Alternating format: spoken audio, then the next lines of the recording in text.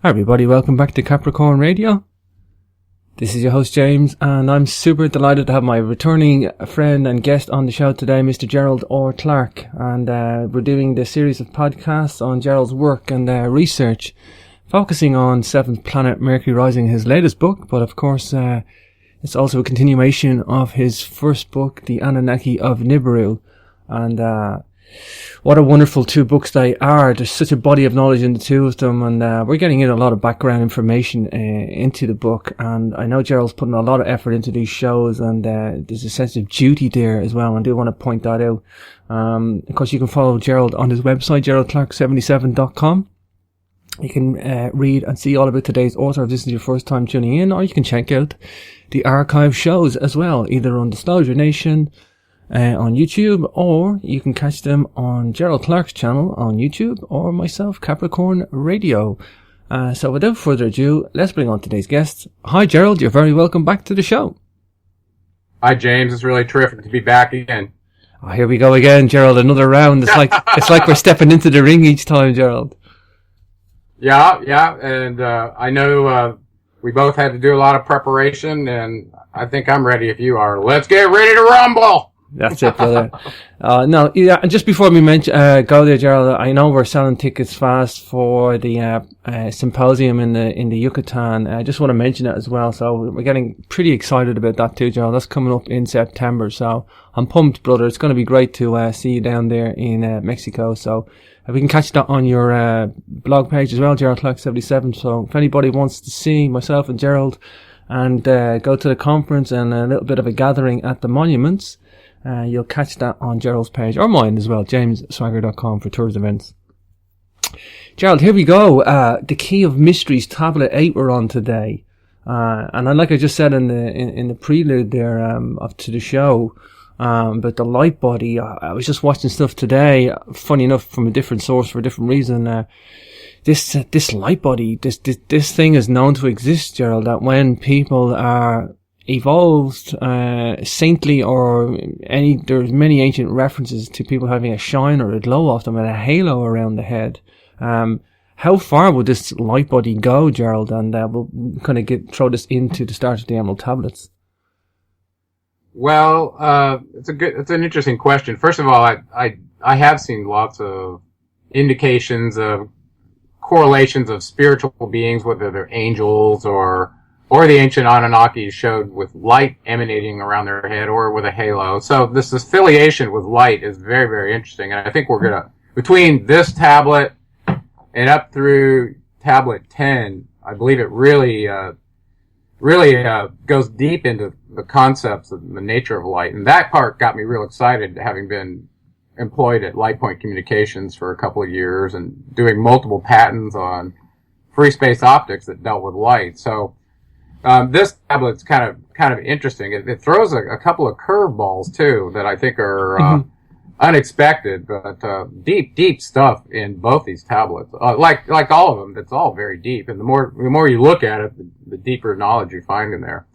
And we just as a heads up, we've been researching the idea of holographic reality and simulations, and watching lots of different movies on it too. And I just read a really terrific article today that was on the nature of the holographic reality and simulation. And scientists have been talking about this for quite some time, even though it's been pretty much put in a corner. But now it's becoming mainstream. Anyway, in that concept of having a holographic reality and avatars, Thoth begins this tablet by telling us that he takes on these different bodies during incarnations with mankind, and specifically taking on bodies of men. And I wanted to read you this little section out of the tablet itself, where he says it, and it's quite interesting. He says, "Not as man am I, for free have I become of dimensions and planes. In each take I on a new body. In each I change my form. Know I now that the formless is all there is of form." Wow. So he not only tells you he's an avatar, but he can take on different forms, and he can do whatever he wants depending on the dimension and plane that he's in. So the idea of light composing matter, which we've talked about before, I think we're going to get into that even deeper, especially when we get into tablet 10. He's just laying this out for us, Gerald. He's just spelling this out, and he's saying, this is the power of what I have, and this is what I can do, basically.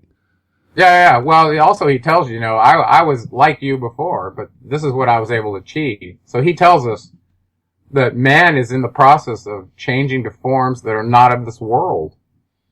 And this formless form that he's saying we're going to approach is an energetic or spiritual state. And so that we can participate in the higher dimensions.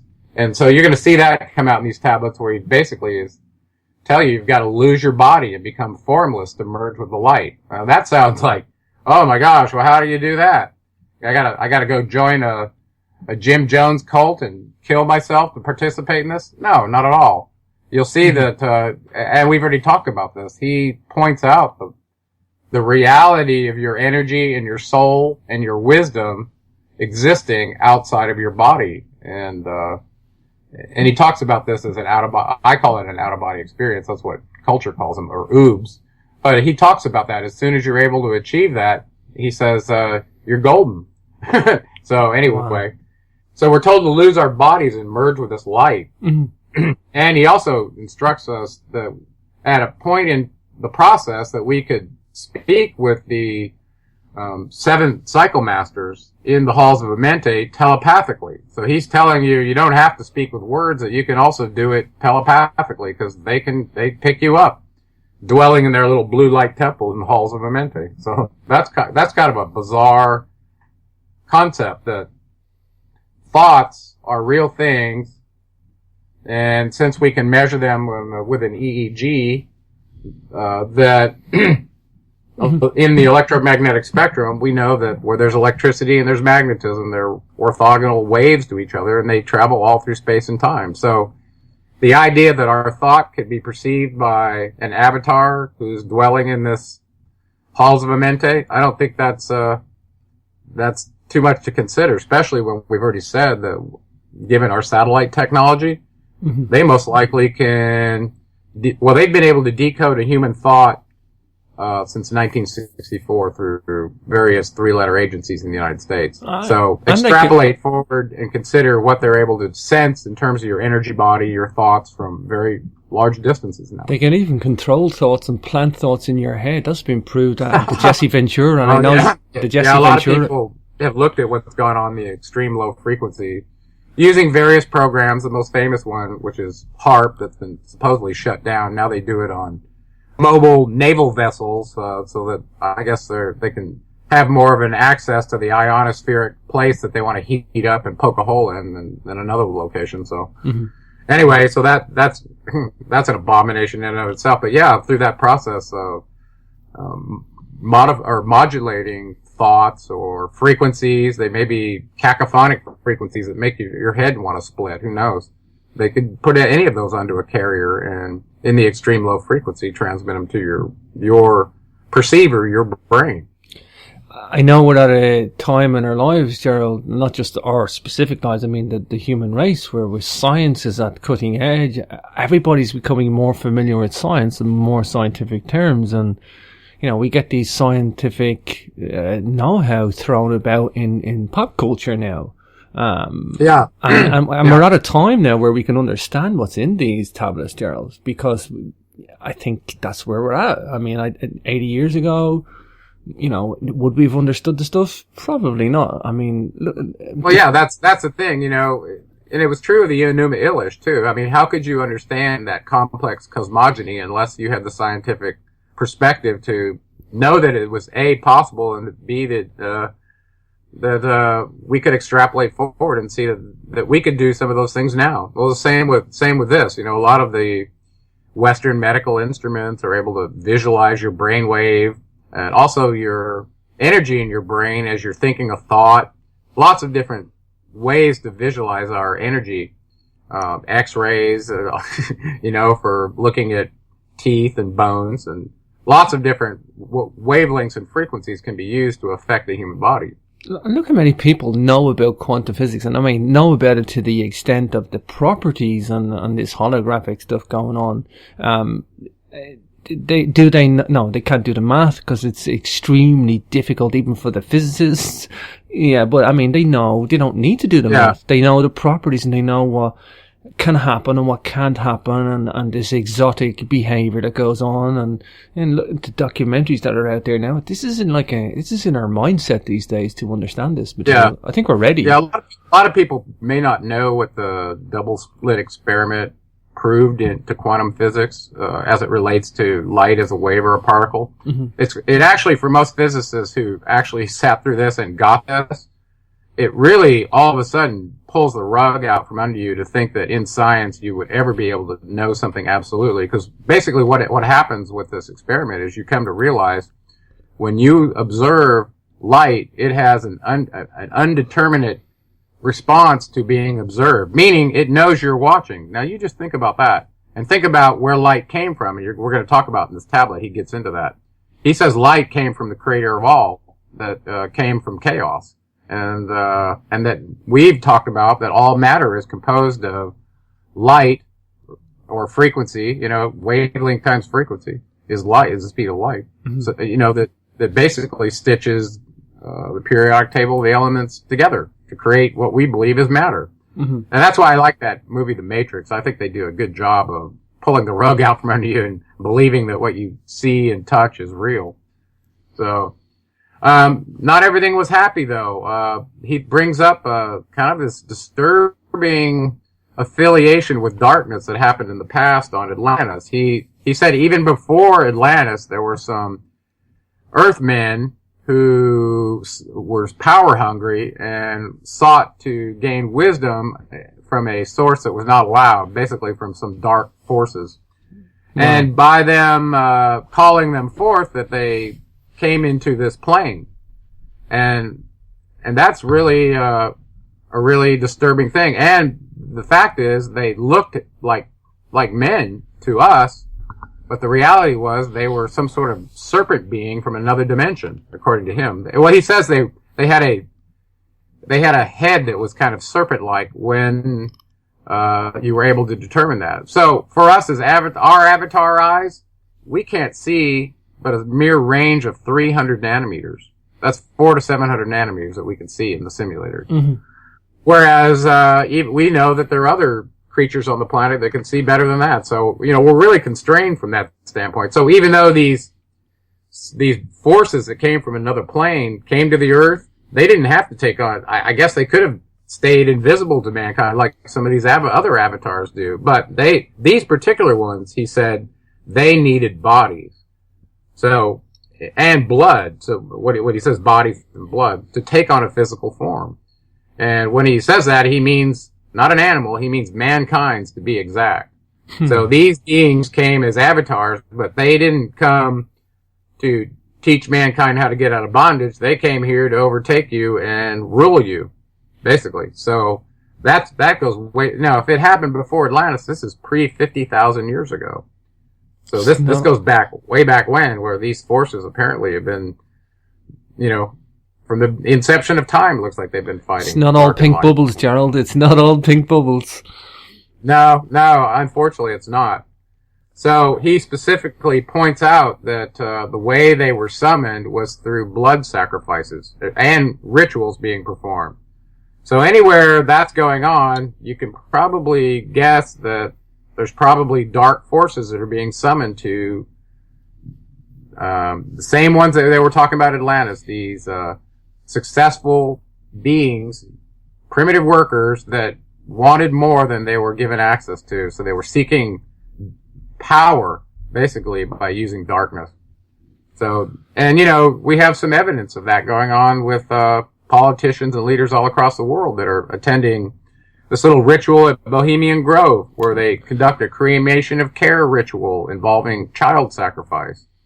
So all of a sudden, who are they summoning to be over there working with them? Well, I've said for a long time that Enlil and his son, Zeus and Apollo, or Enlil and Ninurta, whichever name you want to call him. One's got the symbol of an eagle, and the one's a double eagle. And look and see where you see those symbols, and see if happy things are happening on behalf of those organizations. It's usually nothing but destruction. Isn't that a bizarre bizarre episode. I give you Libya, I give you Afghanistan, Iraq,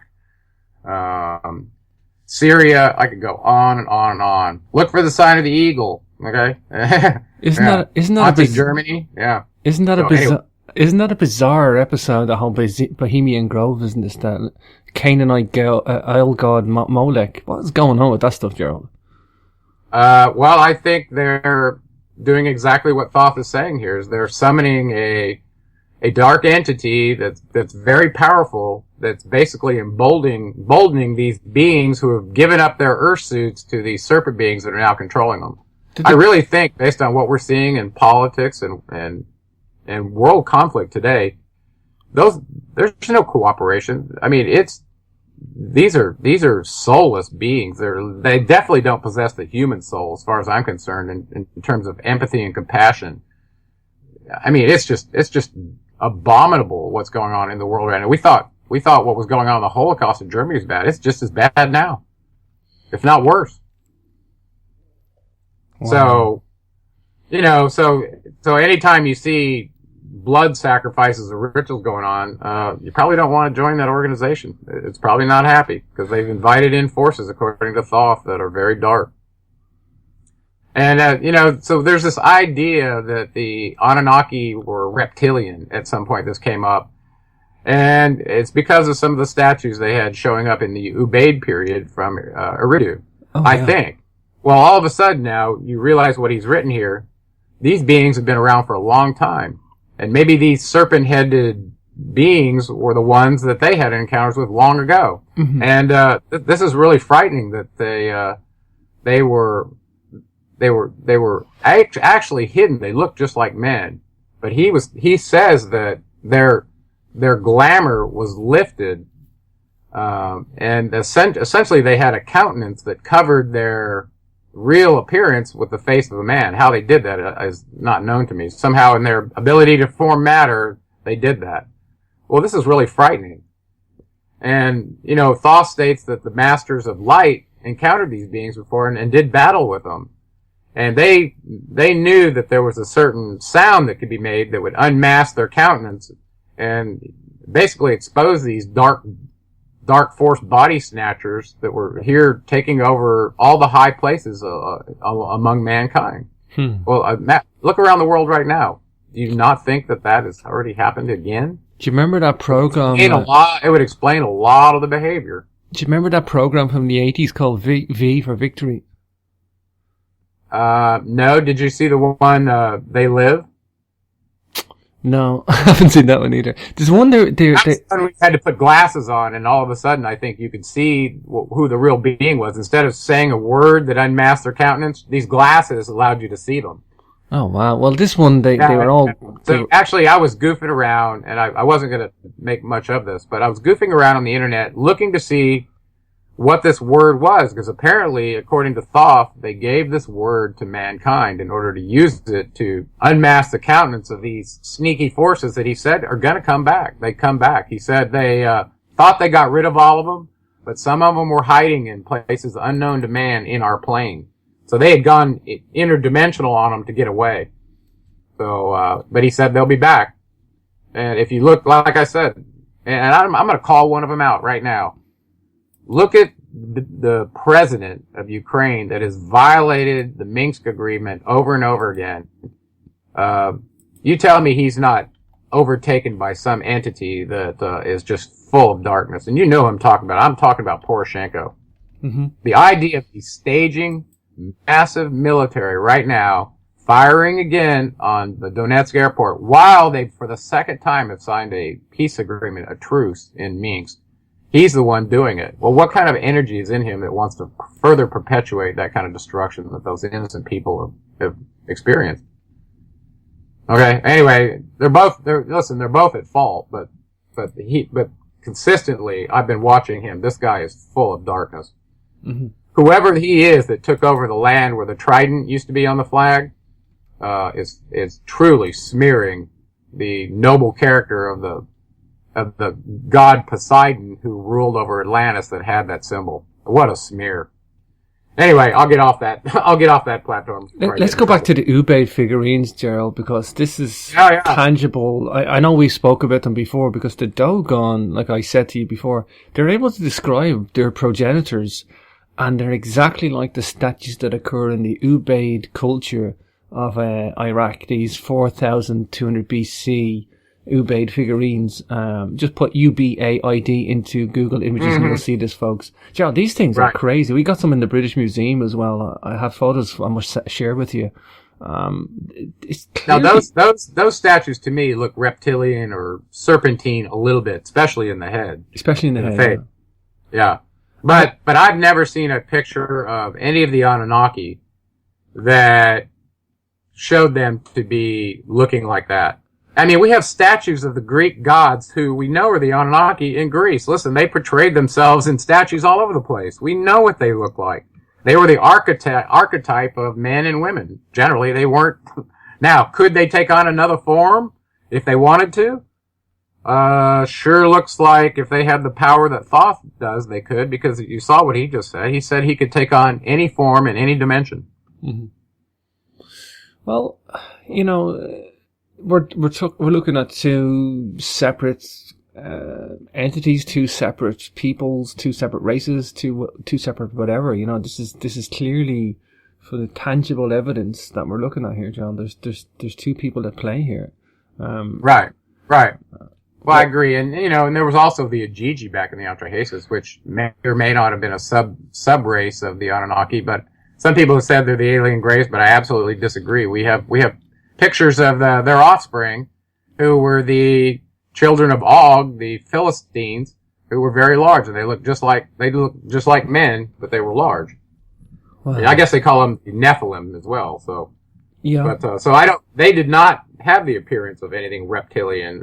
You know, that wasn't the form that they took on. Maybe they had the potential to do it, but in all the images we have, they weren't. So I don't believe the Ajiji were reptilian looking, but I do believe these beings they had statues of in Eridu during the Ubaid period. Maybe they had an encounter with these serpent beings that Thoth is telling you about right here.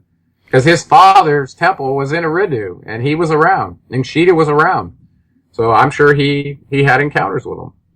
Didn't Ningshita represent the serpent as well?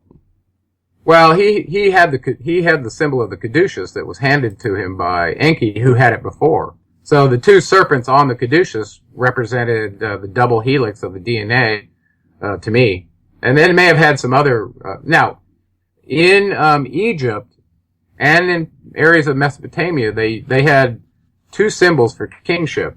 One was the dragon, and one was the serpent, and they also used the crocodile occasionally as well. But generally, it was the like a dragon or a Masupu dragon, like Marduk had in Babylon. You know, this one that he had showed standing with his foot on top of this little dog-sized dragon.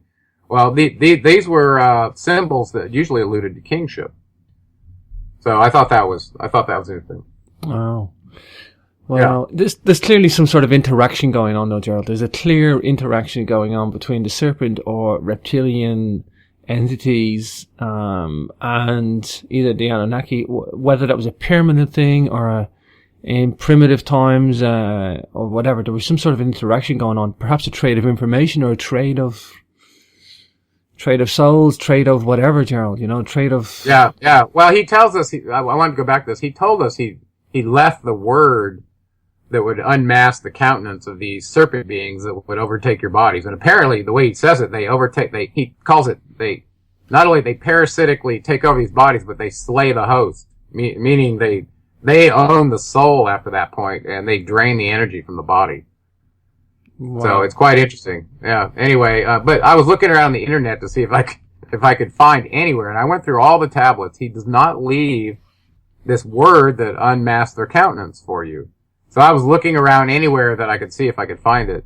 And I came across somebody who'd done some research that thought they had found it.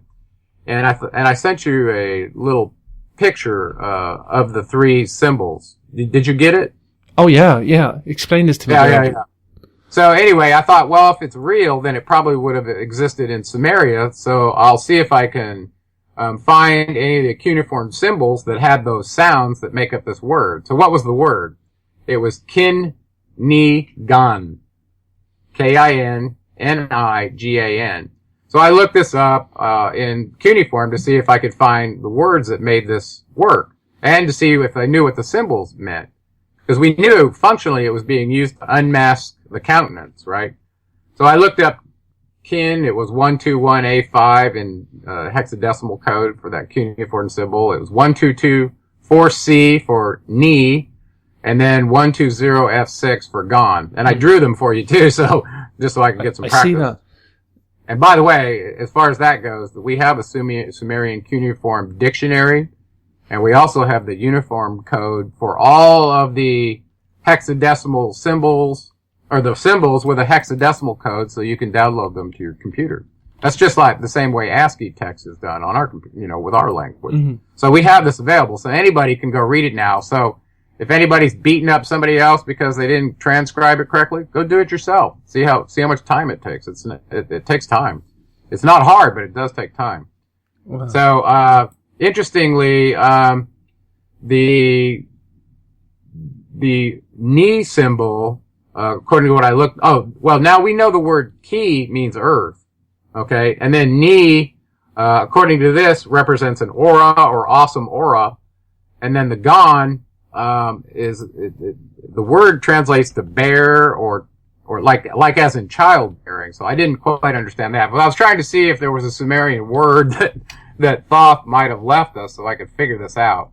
Anyway, that was a wag, okay, on my part, but if anybody knows or has insight, maybe somebody at the, organization that Doriel worked at, whether he's still alive or not, in Colorado, maybe they know what that word is. I'd love to know what it is. Imagine you name a soda after it and everybody's saying it, and any of these guys that are out there can't hide in a body anymore because they've been unmasked all the time and they're gone. At the risk of sounding stupid here, Gerald, it's actually an Irish surname, Kinnigan. If you spell it like the way you see it, Kinnigan, it's like an Irish surname. Really? Well, send me an email or send me a text. My neighbour's a Kinnigan, by the way. Show me how it's spelled, because I showed you how this one's spelled. Well, you would have to put the I as an E, but I think you can do that with Sumerian anyway. But yeah, like Kin-Ni-Gan, if you said it. Isn't that interesting, though, that I found a valid Sumerian word, and the meanings of the individual symbols kind of when they put together, sounds like it might be something you unmask a countenance. It's not exact, but it has a connotation. I'm going to ask this neighbour of mine, I'm going to say, are you a serpent? And I'm going to want to see your face. Kin-Ni-Gan. Yeah. What'd you just say? I was telling the kitty to be gone. That's what it was. No. Hey, so this next section of the tablet gets a little bizarre, and I don't know how much time we'll spend talking about it. I know we're going to play the tablet out, but this gets bizarre. Now, I've had out-of-body experiences.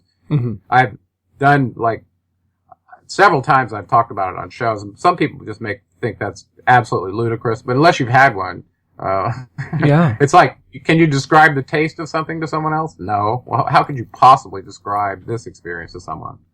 It's not possible.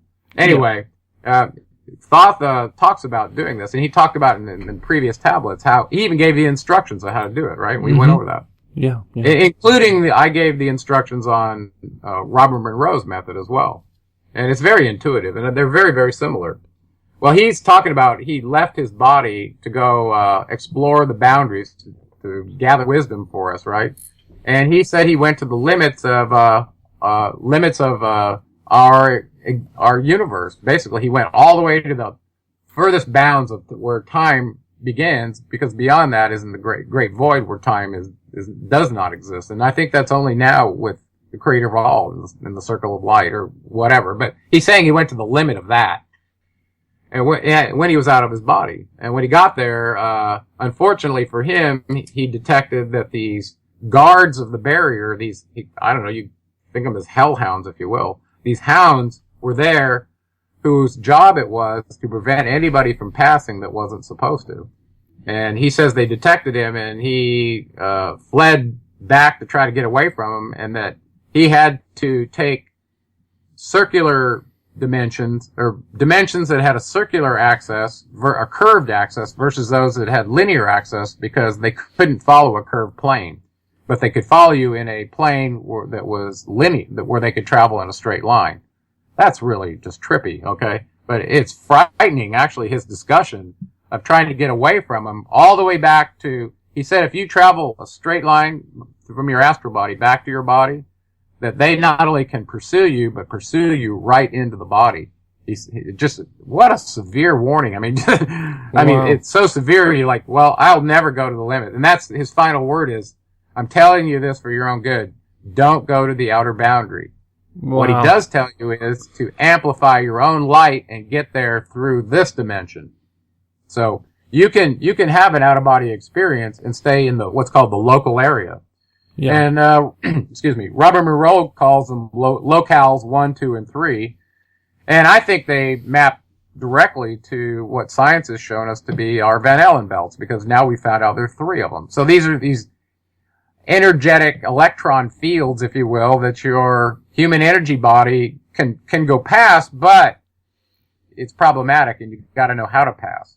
So, it's an interesting concept that, Robert Monroe had these 3 locales discussed, and he had hundreds of out-of-body experiences where he wrote down every single one and started the Monroe Institute many, many years ago, and facilitates this experience for lots of people. So anybody who wants to, go look up the Monroe Institute. I think it's really a great thing he did for humanity. Anyway, so the final ritual he goes through to get free has to do with standing in a circle, putting a cross in it, and then speaking some word to basically make sure that he's not still in his out-of-body state. I mean, this is really scary stuff. So my advice to people is work within the 3 bounds that we have, and when you do want to leave this dimension to go to a higher state, follow Thoth's advice, and he tells you that that's accessible through the Duat gate, and that you're also allowed to go into the halls of Amenti in your out-of-body experience, and he actually encourages you to do that over and over. So if you make those your destinations, if you make the Duat gate your destination, then you better have memorized what the passage words are in these tablets to get through. Wow. And he tells you Cyrus is going to be there guarding it.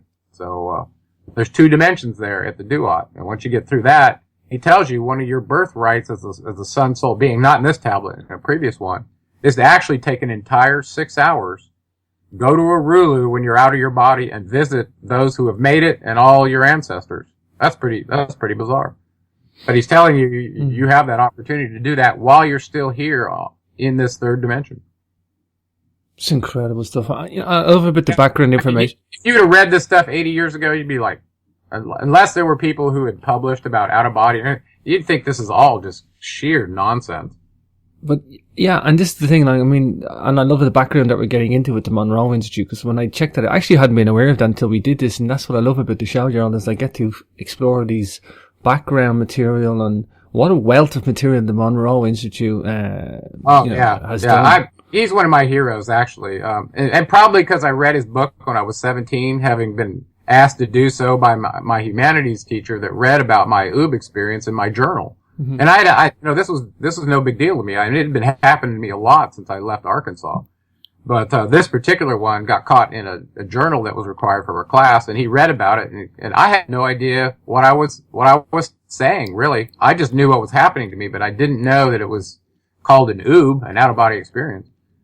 But anyway, so I read Robert Monroe's book, The Journeys Out of the Body, when I was 17, because it was so freeing for me to realize what was happening, because it actually was, sometimes it was frightening to me. But most of the times it was sheer pleasure.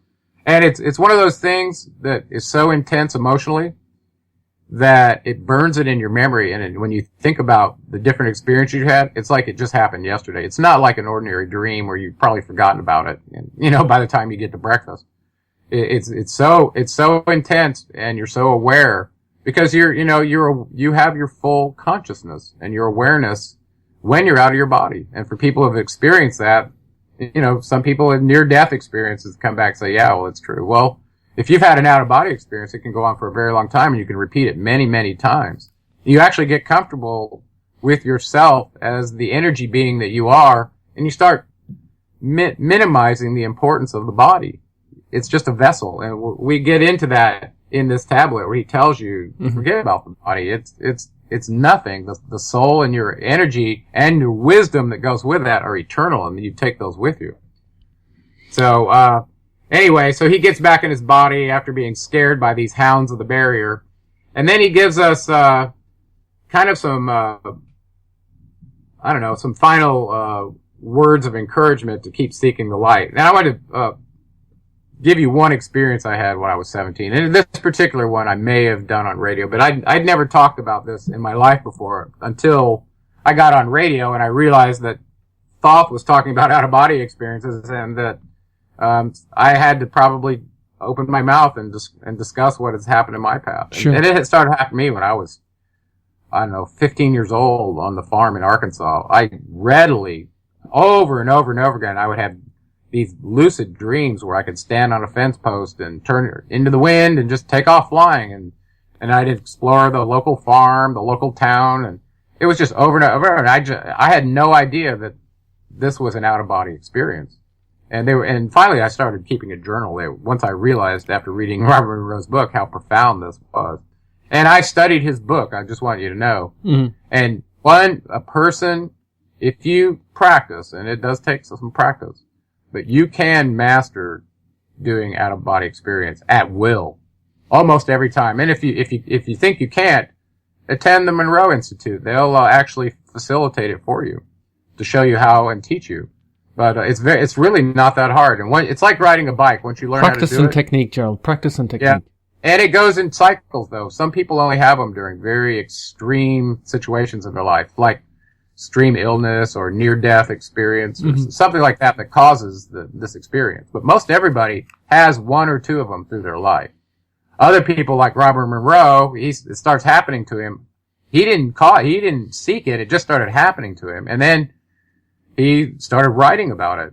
And one after the other. And he wrote 3 books, in the series on him before. I don't remember when he started the Monroe Institute. I think it was by the 2nd book.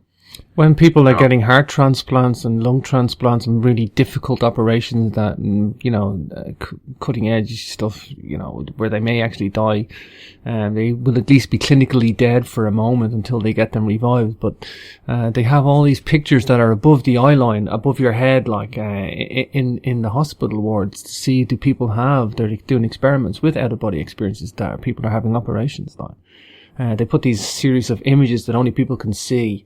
Are above like 6 foot tall, so nobody can see them unless you're floating above the room or something, Right. But they're well aware of it. It clearly, of all the clinical records and the physical evidence from hospitals, like it's known to, like you say, in extreme circumstances, it's tangible to everybody. Yeah, I found this. I wanted to finish up with this quote he made right at the end. He was talking about this severe warning about leaving your body and going out to these boundary limits. Well, don't let that scare you, okay, from doing it. Mm-hmm. When you first leave your body, you're most definitely going to probably stay in what they call locale 1, which is very close by. And it may only last a few seconds because it's such an experience. A lot of times fear overcomes you, and the first thing you do is head back to your body. Anytime you think back to the body, you just instantly go back. So whatever you think happens. It's really crazy. Anyway, he says here, as this final kind of guidance to us at the end of it, he goes, "Rather should ye seek to gain of thine own light and make thyself ready to pass on the way." What he's telling you is work on increasing your own internal energy and your chakras until you end up with your own halo, and let that be your ascendancy through that normal path. Versus doing what he did. He's kind of warning you, don't do what I did. Don't go out to the outer boundaries out of your body. Cause his severe warning is, if they catch you, they will enslave you. They'll own your soul.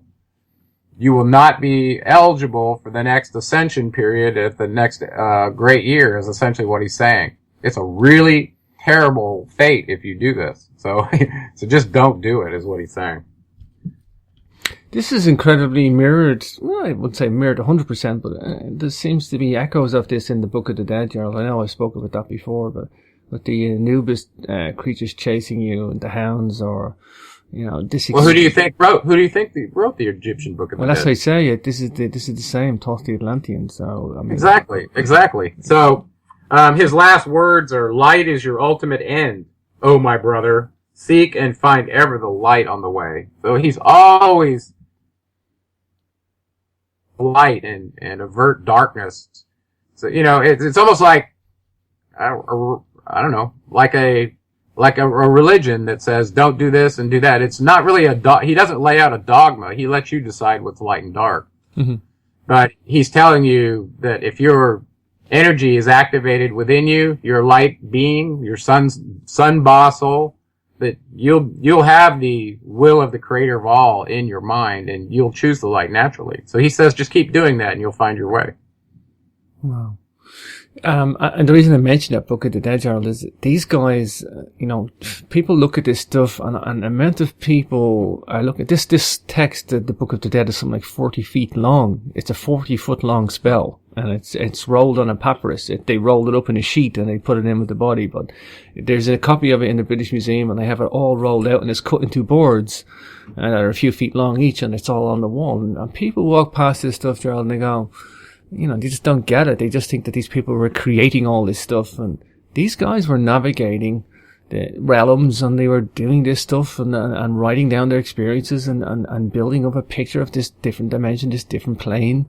Well, you realize now they were being taught by a being who, not bound to any dimension or plane or time, could take on any form he wanted, and his main goal was to seek cosmic wisdom when he was a child born at least as an avatar in that body, born on Atlantis. And he was a very privileged, but also very deep being who only sought extreme wisdom in his path, and he was rewarded for it by by the dweller on Atlantis, so he was given great power to facilitate us doing the same thing. So seeing Thoth as, our agent of ascension is really a logical thing to do when he tells you all of that in his own words, and in other words, you've seen it in other writings, that he is the bomb. He's the first alchemist, and he was here on a mission for us. Now, how many of the other Anunnaki look like they were doing that? Maybe only Enki and then Hartzog a little bit, but the rest of them used us like expendable fodder. Mm-hmm. Well, they weren't all the same. They had personalities that range from serial killer to saint. How many times have we said that? Well, this particular one, excuse me, exhibits attributes that are very honorable. And I think we ought to be really grateful that somebody decoded this information and made it available to us. It's very profound. Very profound, Gerald. Well, if you're okay, I'm going to probably play out the Emerald Tablet 8 then, Gerald, at the end of this. Okay. Yeah. I think we're good on that one. Okay, let's play this out, Gerald. We'll go to break. Of course, GeraldClark77.com for today's author if you want to browse whilst you're listening to Emerald Tablet 8. Tablet 8, the Key of Mysteries. Thoth informs us that he takes on different bodies during incarnations with mankind.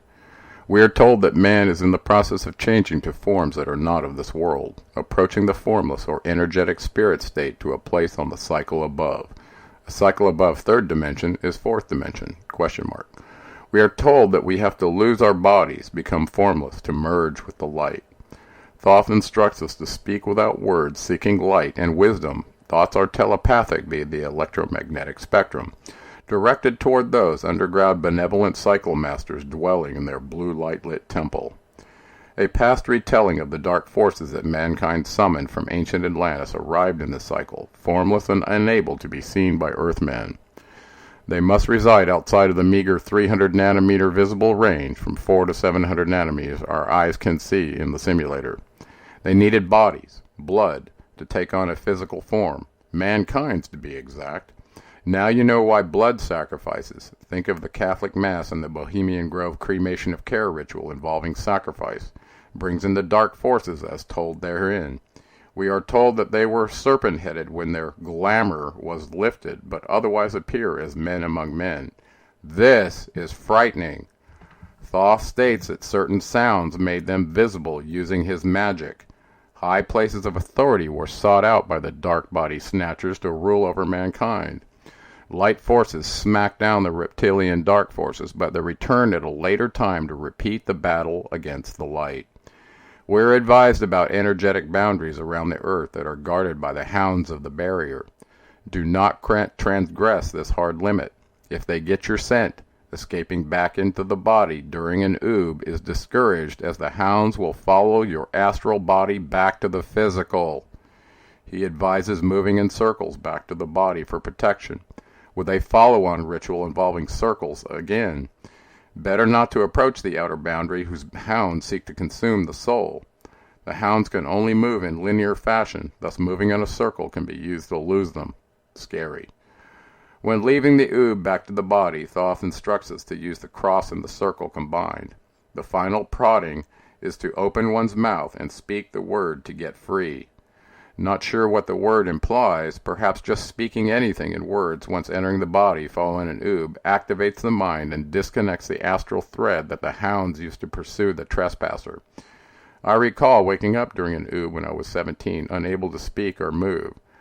Once I could move and speak, the paralyzed brain chemical that keeps one from acting out the oob takes a few moments to wear off if one suddenly comes back to the body while conscious. Unto thee, O man, have I given my knowledge. Unto thee have I given of light. Hear ye now and receive my wisdom, brought from space planes above and beyond. Not as man am I, for free have I become of dimensions and planes. In each take on I a new body, in each I change in my form. Know I now that the formless is all there is of form. Great is the wisdom of the seven. Mighty are they from beyond. Manifest they through their power, filled by force from beyond. Hear ye these words of wisdom, hear ye and make them thine own. Find in them the formless. Mystery is but hidden knowledge. Know and ye shall unveil. Find the deep-buried wisdom, and be the master of darkness and light. Deep are the mysteries around thee, hidden the secrets of old. Search for the keys of my wisdom, surely ye shall find the way. The gateway to power is secret, but he who attains shall receive. Look to the light, O my brother, open and ye shall receive. Press on through the valley of darkness, overcome the dweller of night. Keep ever thine eyes of the light plane, and thou shalt be one with the light. Man is in process of changing to forms that are not of this world. Grows he in time to the formless, a plane on the cycles above. Know ye, ye must become formless before ye are with the light. List ye, O man, to my voice, telling of pathways to light, showing the way of attainment, when ye shall be one with the light. Search ye the mysteries of earth's heart, learn of the law that exists, holding the stars in their balance by the force of the primordial mist. Seek ye the flame of earth's life, bathe in the glare of its flame. Follow the three-cornered pathway, until thou too art aflame. Speak thou in words without voice to those who dwell down below. Enter the blue-litten temple, and bathe in the fire of life. Know, O man, thou art complex, a being of earth and of fire. Let thy flame shine out brightly. Be thou only the fire. Wisdom is hidden in darkness, when lit by the flame of the soul. Find thou the wisdom, and be light-born, a son of the light without form. Seek thee ever more wisdom, find it in the heart of the flame. Know that only by striving, and light pour into thy brain. Now have I spoken with wisdom, list to my voice and obey. Tear open the veils of the darkness, shine a light on the way. Speak I of ancient Atlantis, speak of the days of the kingdom of shadows, speak of the coming of the children of shadows. Out of the great deep were they called, by the wisdom of earthmen, called for the purpose of gaining great power. Far in the past, before Atlantis existed, Men there were who delved into darkness, using dark magic, calling up beings from the great deep below us. Forth they came into the cycle. Formless were they of another vibration, existing unseen by the children of earthmen. Only through blood could they have formed being. Only through man could they live in the world. In ages past were they conquered by masters, driven below to the place whence they came. But some there were who remained, hidden in spaces and planes unknown to man. Lived they in Atlantis as shadows, but at times they appeared among men. Aye, when the blood was offered, for they came to dwell among men. In the form of man they amongst us, but only to sight were they as our men. Serpent-headed, when the glamour was lifted, but appearing to man as men among men. Crept they into the councils, taking forms that were like unto men, slaying by their arts the chiefs of the kingdoms, taking their form, and ruling o'er man. Only by magic could they be discovered, only by sound could their faces be seen. Sought they from the kingdom of shadows to destroy man and rule in his place. But know ye, the masters were mighty in magic, able to lift the veil from the face of the serpent, able to send him back to his place. Came they to man, and taught him the secret, the word that only a man can pronounce. Swift then they lifted the veil from the serpent, and cast him forth from the place among men. Yet beware, the serpent still liveth in a place that is open at times to the world. Unseen they walk among thee, in places where the rites have been said. Again, as time passes onward, shall they take the semblance of men. Called may they be by the Master, who knows the white or the black, but only the white Master may control and bind them while in the flesh.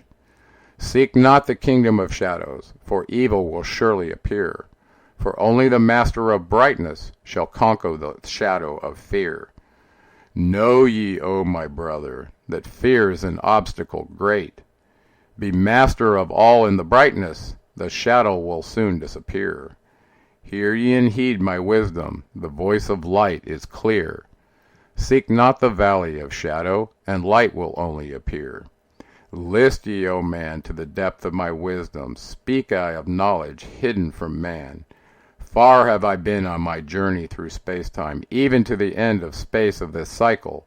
I glimpsed the hounds of the barrier, lying in wait for he who would pass them. In that space where time exists not, faintly I sense the guardians of the cycles. Move they only through angles, free are they not of the curved dimensions. Strange and terrible are the hounds of the barrier, followed by thy conscience to the limits of space. Think not to escape by entering your body, for follow they fast the soul through angles.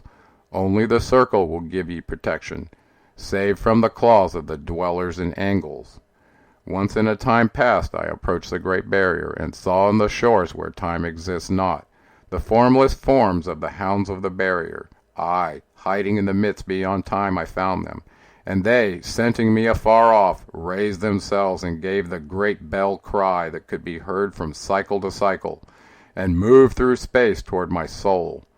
Then I fled fast before them, back from time's unthinkable end, but ever after me they pursued, moving in strange angles not known to man. I, on the gray shores of time's space end, found I the hounds of the barrier, ravening for the soul who had tempted thee beyond.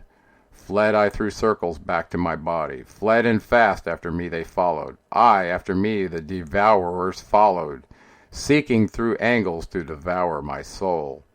I, know ye, man, that the soul who dares the barrier may be held in bondage by the hounds from beyond time, held till this cycle is completed and left behind when the consciousness leaves.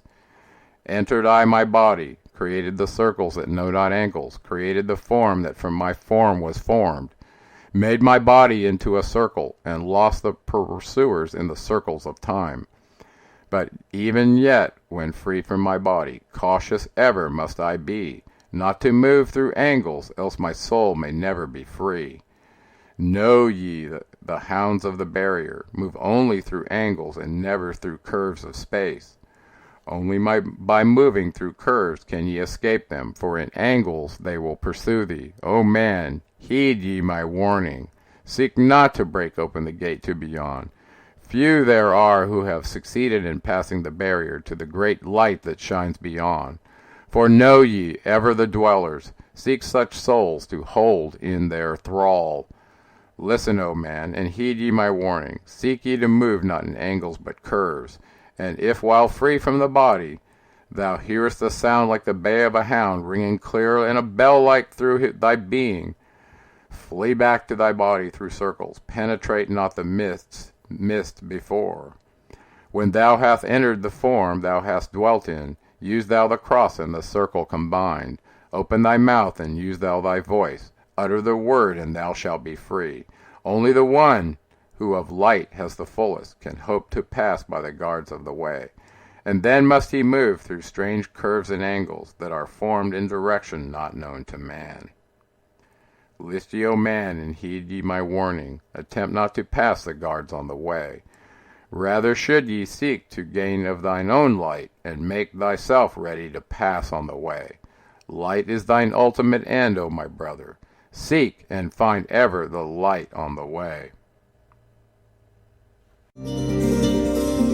Greetings everybody, I got a quick announcement about a very unique conference coming up in Mexico with yours truly, James Swagger, and my good friend Mr. Gerald R. Clark. You'll find all the information on the web pages geraldclark77.com and jamesswagger.com.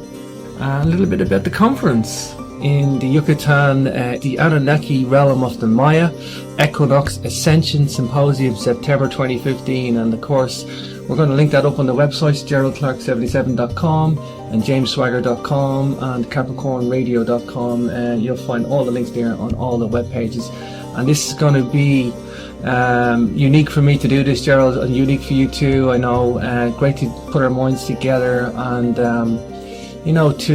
to put a venue on and talk about this stuff in a practical sense, where people can come and join and learn, philosophize, and also ascend, Gerald. So yeah, well, I'm really excited about it.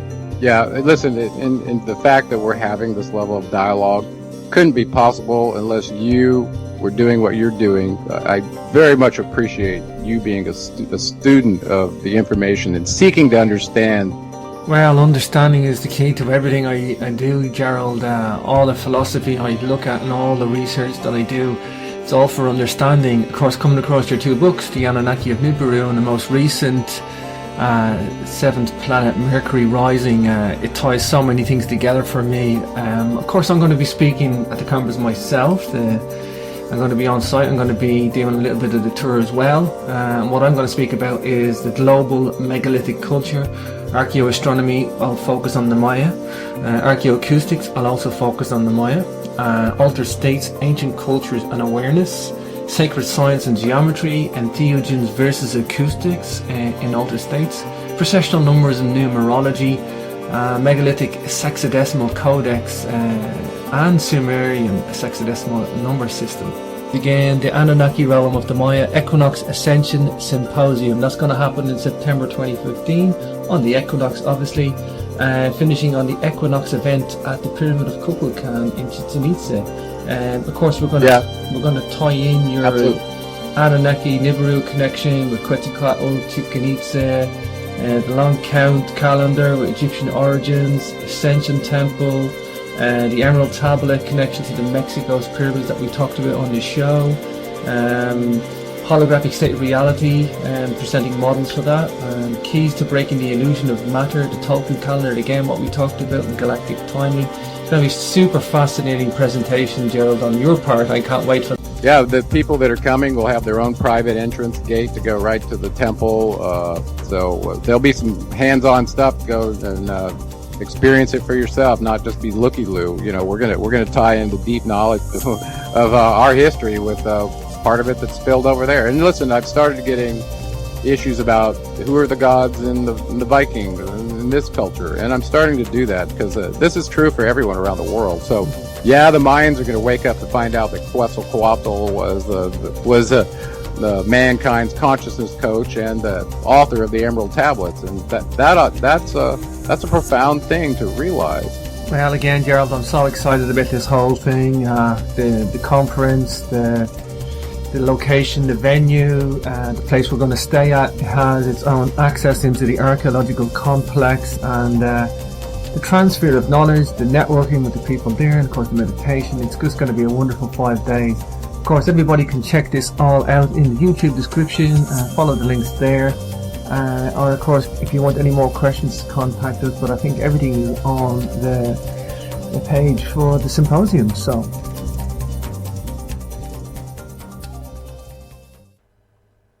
hi everybody, welcome back to Capricorn Radio. This is your host James, and we are talking to today's author Gerald R. Clark, and he is the author of Planet Mercury Rising, and that's the book that we're talking about today in this series of podcasts that we're doing. Really enjoying it, as I say in all the podcast shows that we're doing on this book. I find it's very valuable information, and of course you can catch it the previous shows on CapricornRadio.com. You'll take the links there to YouTube, and also you can go to CapricornMembers.com, sign up for the MP3s as well. But for now, let's get our guest back on the line. Gerald, are you back with me? Yeah, brother, I'm here. How do you hear me? Oh, good, Gerald. Good to have you back. And here we are for Emerald Tablet number 9, the key of freedom of space. Oh, Gerald, there's a title if ever there was one. I know. Well, this one ties in pretty well with the last one. Yeah. He starts out the tablet reminding us that as a species, that he tells us we're the ultimate of all things, but have forgotten our heritage. And because of that, and, the mentioning of these beings that were called forth from another dimension that have enslaved mankind with their darkness, well, he said we were forced into bondage by them. And a lot of us, our souls have been fettered by their chains of darkness. So he sees us completely enslaved. And, back when he said they decided to intercede on our behalf, this is why. This is a lot of the reason why, is because we've been unfairly deceived by entities that are much smarter than we are, that can take on various forms, and we're easily fooled anyway. So that's a crazy way to start this tablet, but that's how we start. I know. It's ironic. I had a show yesterday about mind wars and mind control, Gerald, and we kind of led to the conclusion that there's a severe percentage of a high percentage of the population that is just open to mind control on this planet, and open to this section. Well, yeah, I mean, there's so many different ways to influence the mind, and the powers that be and these dark forces have been around for so long. They're clearly experts at it. And whatever culture you're in, we said in the last time, it doesn't matter which one you're in, that this dark light battle and these forces show up as various culture-specific entities. And in this particular case, he's saying these ones show up as men.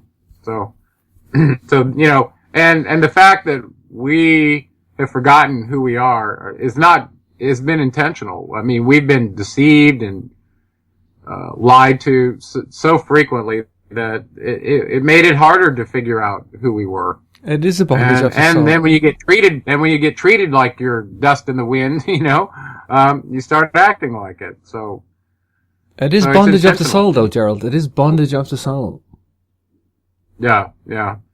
Well, he also goes on to kind of remind us that we're only a spirit, and the body is nothing but a shell to be cast off. Well, this is the idea of an avatar completely.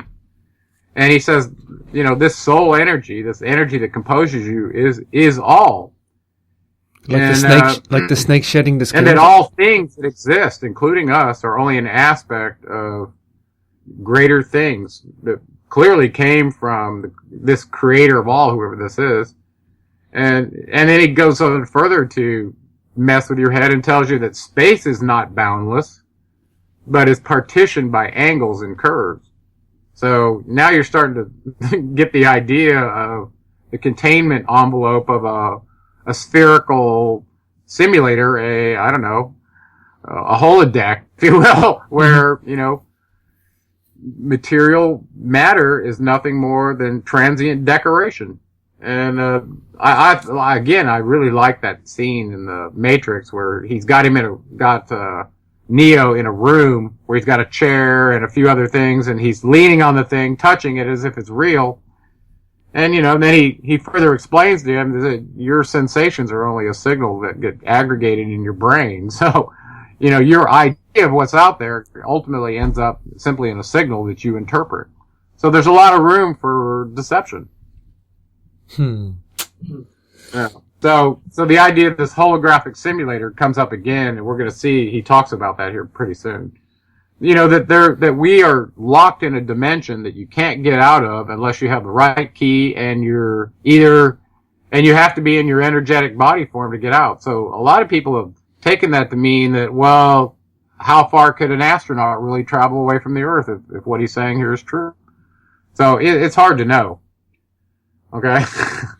But he also tells us that, we may think that we're here alone, but because of the basis of our energy, that that our energy body that composes us in this throwaway shell also connects this energy to other space brethren, he calls them. So we're interdimensionally connected to other beings far beyond what we know. Yeah, the conquering of space, you're going to have to seriously do some biological tweaking, Gerald, to make that happen. I know that as a physical attribute. Yeah, I posted something on my Facebook page today where some of the old timers who had been dealing with the idea of us being in a simulation, living in a holographic reality. I posted it up there for people who haven't seen that, and I think that these guys did a really great job in the presentation. I'll probably discuss it more, but given the amount of stuff we have to cover here, I don't think I can do it justice. But we will talk a little bit about the models. Mm-hmm. So we talked about a holographic model that he gives us, okay? And he tells us there are 9 dimensions and 9 cycles of space, and that there are that there are 9 lords of the cycles, 7 of which were highlighted in his last tablets, number 3 through 9, who was the chieftain, right? Yeah. And he has discussions with that 9th cycle master as he's seeking specific knowledge in this tablet. And so the idea of 9 parallel dimensions really brings up some interesting theories, because now if you go back to string theory, in my book, I showed where these latest researchers had concluded there were 9 dimensions and 1 additional dimension of time. Well, that's exactly what Thoth tells you in this tablet through this one and number 10. I get ahead of myself, but so here he lays out that these 9 cycles, 9 cycle masters with their names that he gives you, and that there are 9 dimensions to go with that. Well, these 9 dimensions are these parallel dimensions to our dimension is what is mentioned, and that Thoth says he has access to all these dimensions, and that he can take on a body in any one of them based on whatever the proper material form is for that dimension, and clearly they might be different. So that's kind of an interesting thing to think about, that you're caught in this multi-dimensional reality that somehow can be traversed. And I've talked about this being related to the 9 Mayan underworld frequencies that some people show as being in the megahertz range, but if you start out with Schumann resonance that occurs right on the surface of the planet, it's basically a standing wave frequency that happens as a result of solar radiation striking a spherical resonator. And our Earth is a spherical resonator because it's got this shell and then it's got a metallic core, and it qualifies. So any planet that has that attribute will have a standing wave frequency that's impacted by radiation. Mm-hmm. So they call it the Schumann resonance, which is about 7.8 hertz on this planet. And it varies based on the solar storms and the degree with which the Van Allen belt's keeping it all out and stuff like that. But in general, it's about 7.4 to 7.8 hertz. Well, that falls in your brainwave frequency in the alpha region. So by analogy, I was writing on my blog that these other 9 underworld frequencies could be computed just as easily as the one that computes the Schumann resonance, which is simply calculated by the speed of light divided by the circumference of the Earth. So if you take smaller circumferences moving inward toward the core of the Earth, you could probably come up with whatever these 9 frequencies were that seem to be tied to the evolution of consciousness, which I find very, very interesting that they had put this in their Zolkin calendar. So now all of a sudden you realize there's 9 dimensions that go with these 9 underworld frequencies. Is that coincidence? I don't think so, since Quetzalcoatl, we said, was Thoth, who invented that calendar. All 3 of them. So I think what he's telling you is that the brain waves from the ELF that fall into our brainwave state, there could be 9 of them that allow you, if you knew how to set your brainwave frequency, apparently you could focus on that and travel to these other parallel dimensions. Now, it doesn't seem that we have access to the 14 lower dimensions, but he does tell you that these 9 parallel ones that coincide with these cycle masters, and they control your chakras. So it's all very interconnected from this model standpoint, and the fact that it agrees with string theory now that they've correlated it with I believe they did a mathematical correlation between quantum theory and string theory. Mm-hmm. And they say they have a transform that allows them to take go from one model to the other, and it works. And I put that in my book, and I found that really interesting. Because, of course, when you have a transform and it can be repeated, then you have something that, scientists can wrap their arms around. Sure. So what are your thoughts about this 9 parallel dimensions? Do you realize if that's true, there could be an instance of you, 8 other or 9 instances of you in these parallel dimensions, including you, mm-hmm. that are kind of on the same evolution of consciousness path that are different aspects of you. I just find it amazing, the corroborative evidence, the comparative histories of these different cultures, all talking about underworlds. I mean, you might think, historians just ignore this stuff, Gerald, that there's, the fact that one culture's talking about an underworld should be kind of, okay, well, where did they get this from? But to have all cultures building pyramids, all cultures worshipping serpents, and then them all talking about underworlds and levels of underworlds and a hierarchy of a structure of dimensions. And like, with the Irish epics, they talk about different dimensions as well, that people were able to go to. And so this. Well, let's make it real just for a second, just for fun. Let's play this little mind game. So Admiral Byrd, I think it was 1948, in his diary, he ended up having an encounter with what I believe was Thoth, the master, up near the North Pole, okay, or the Arctic Circle. Mm-hmm. And he got there, went to this facility after he was brought down by their aircraft under no power control of his own, simply by a force field. Lands there, goes inside this building. Now let's say he's in the outer world at this point because he's on the surface of the Earth. Now he's about to go into the underworld because he enters this facility and takes an elevator very deep down. Maybe he goes down 9 floors. I don't know. Okay, I'm just playing this game of how you might describe this encounter if you were, I don't know, way back with a cargo cult versus somebody more sophisticated like Admiral Byrd. Well, you just went into the underworld, and now you went into lower dimensions, right? You took an elevator down to lower dimensions. There might be cities on each floor, okay, that are just made out of the most precious jewels. You have no idea. So, is this they wouldn't call it a cave, but if there was civilization down there, they might call it a whole world. So just using the terms that they used. Okay, now try this on. We have underground facilities all over the United States, and most big industrialized nations do as well. Are those underworlds? If they got multiple floors, there's multi-dimensional access. If each one is accessed only with some special way, it's a matter of interpretation. But I think they were specifically talking about in the Mayan calendar. I think they were talking about frequencies and dimensional access. But, it could be interpreted various ways.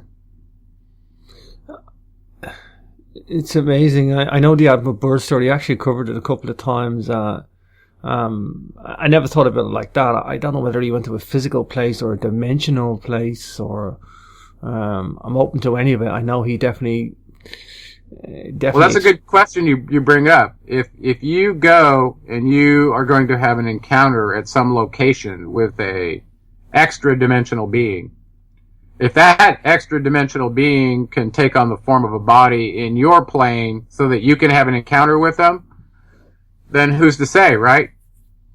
Who's to say that they're coming from their dimension? Or in Thoth's case, you realize in this very tablet, they ask him to come out of his body, and we're getting ahead of ourselves, and have an encounter with him because he's seeking to understand the definition of what the word is. He's looking for this ultimate meaning, okay? And I'm skipping forward a couple points on you here. I'm down at number 9, just so you know. And we probably don't want to go there yet, but we got it. But he was seeking this, okay? And I probably should go back to where I was. I lost my train of thought by jumping forward like Here's that. Another one, Gerald, and from the Irish epics that these guys had the power to be invisible, but I like to think of it that they were manifesting themselves here, and then they just get... Okay, yeah. I remember what it was now. So, in that account, the 9th cycle master, number 9, asked him to come out of his body and come into the light. And when he did that, then he started teaching him about what he was seeking and this knowledge about the word, okay, and what it meant. So it's really an interesting, almost like a puzzle when he finally gives him the answer. And I had to think about it for a long time, actually. But I guess we're ready to go over to that. So, most traditions only account for 7 chakras, and I equated these 9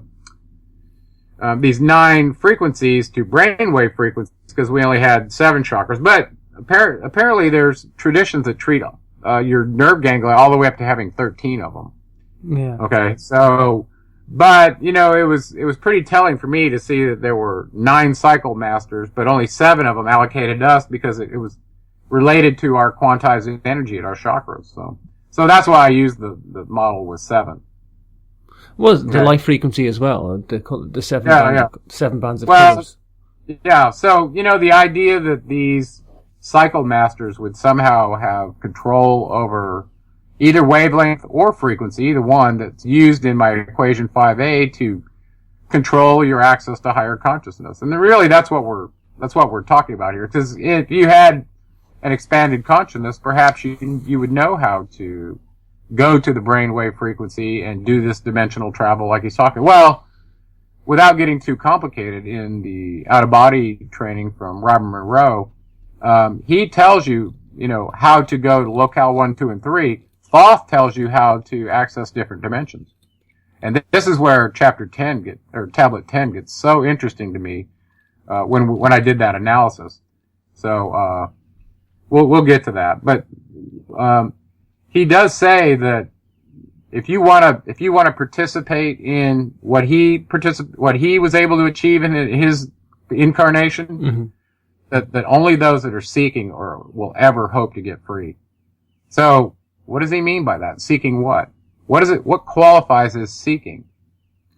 And back in the earlier tablets, he tells you it's seeking wisdom. Because he tells you the wisdom that you seek goes with you. It's eternal with your soul. That's a philosophy I try to teach people in a basic everyday sense too, Gerald, where, people want to have all the answers logically figured out sometimes before they ever do anything. And I said to people, sometimes you just need to seek or start your journey and be on the path of seeking, because the answers come while you're on the journey, while you're on the path, while you're halfway down the process. You don't need to know the final destination sometimes.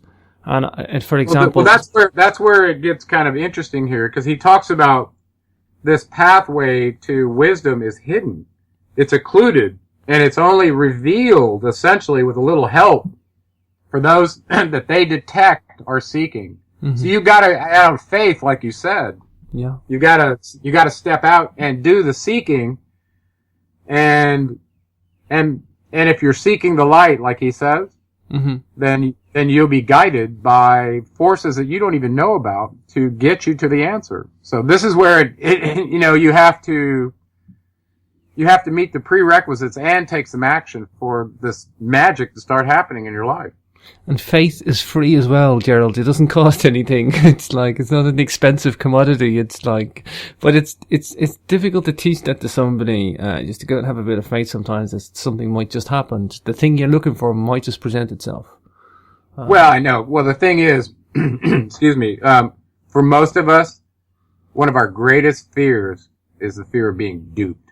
Yeah. Being tricked. It's really an interesting thing. So we'll avoid a lot of possibilities if we think there's anything in there that we might be getting duped into, I don't know, like Scientology, joining a cult or joining some organization that's going to think they have say over your ability to produce children or do this or do that.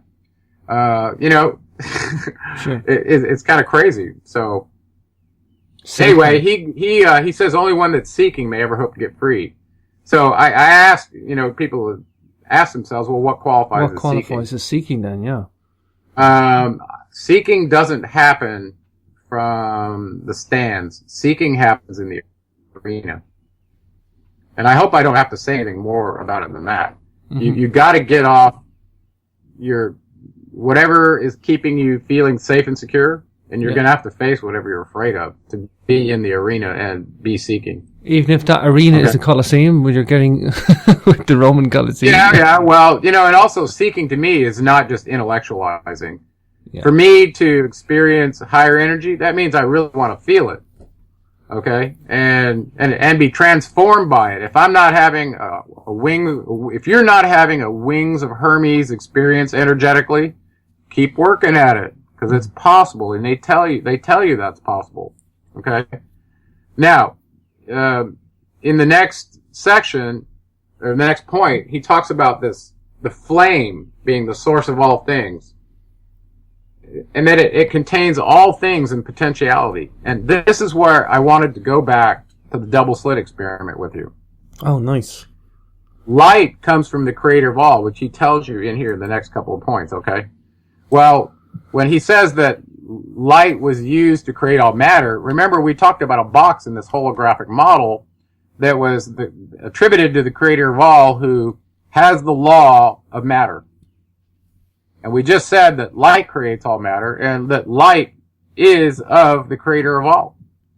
So when he talks about this flame, he's talking about this energy that includes light. Now, in this double slit experiment, when they were firing these electrons through these slits, when they decided to fire them one at a time, without a camera or without an imaging device on a receiver to detect the electrons, they would still go through both the slits and make the wave pattern. Okay, but as soon as they put the camera on and watched it, this light, it acted like it knew it was being watched, and it changed its behavior. Nobody truly understands that. And you studied this in physics, right? And it was such a mind trip to realize that some form of energy, including light, seems to have a mind of its own. Sure. A mind of its own that is coincident with the most unmanifested energy that can create all matter. And now that you realize that's exactly what Thoth is saying, the science matches the discussion he's having in this tablet.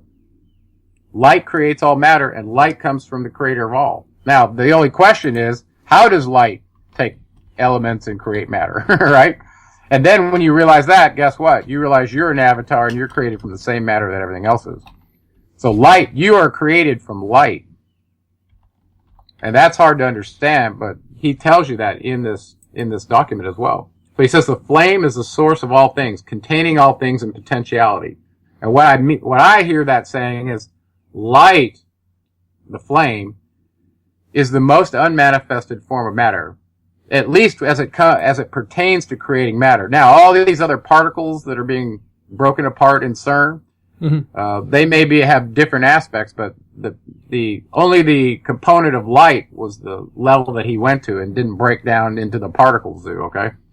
so, there are aspects of light that we still don't understand, including, action at a distance of paired electrons, having a paired state of electrons, and they're sharing their polarization state. Well, you change the polarization of one of them if you separate them.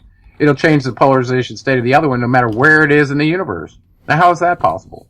Well, this is the basis of quantum encryption keying that's going on right now. That can be done with light. So it's a very mysterious attribute of light that we truly don't understand. Sure. There's like about 5 main components to quantum physics, but the double slit experiment is the one that really bakes everybody's noodle. It's a real noodle baker, there's but now all of a sudden this is where physics, becomes a religion, because at this point you realize that only the creator of all, or whoever created light, would have had the ability to give light the attribute to know that it was being detected. I mean, that's intelligence built into light. Yeah. That is just bizarre. That is just bizarre. And this is non-negotiable. This is the facts that we've been dealing with for. It's been around forever, but it's funny. Even though it's been around forever, most people in modern culture couldn't describe to you what the double slit is or what the ramifications are. Mm-hmm. And it was funny. I was thinking about that today. Most people on the street, you could ask them how a magnet works, and they couldn't tell you. For an engineer, that's just ludicrous, but that's really, truly the state of the knowledge base. They have no idea. I'm not bashing anyone. I had a professor at grad school, actually. His name was Robert Heck Nielsen, and he was teaching this course in quadratic networks. Really heavy-duty AI stuff. And he made this prophecy, if you will, one day in class. He said, in probably less than 50 years, all menial tasks that we don't want to do will be done by robotics. And people will be unenslaved from that type of activity. They won't have anything to do, and what they'll spend most of their time on is social and relational activities. And only the people who are hobbyists will be involved in technology anymore at that point. And I found that hard to believe because I was an electrical engineer, but I think part of his prophecy is probably correct. Yeah, for sure. Wow. Oh, yeah. So, anyway, this idea of the word comes up, and he uses this he capitalizes it. He said the word is the source of all existence. And he asked these cycle masters to explain this to him. Well, it's funny because I was on a radio show when this first came to me, is I was trying to figure out, a lot of things about the Anunnaki, and I really didn't know that much about Thoth at the time when I first wrote my Anunnaki book. I knew about Nikshita, but I hadn't really studied the Egyptian culture as closely as I needed to know who all the gods were there and all the places they migrated. And we're still going through that in various cultures, right? Mm-hmm.